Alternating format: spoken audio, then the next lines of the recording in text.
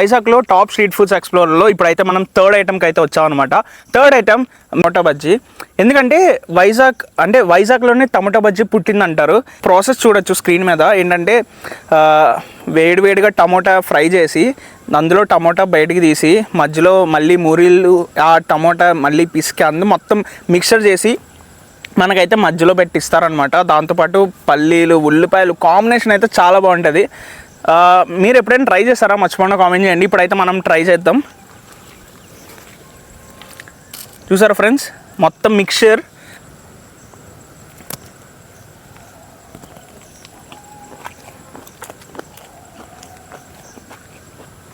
Wow friends, మొత్తం మిక్చర్లో అల్లం, మళ్ళీ పీనట్స్, ఆనియన్స్, మూరీలు, టమాటాలు అన్నీ మిక్సర్ చేసి చాలా బాగుంది స్పైసీగా.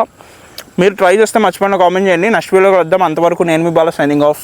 జై హింద్.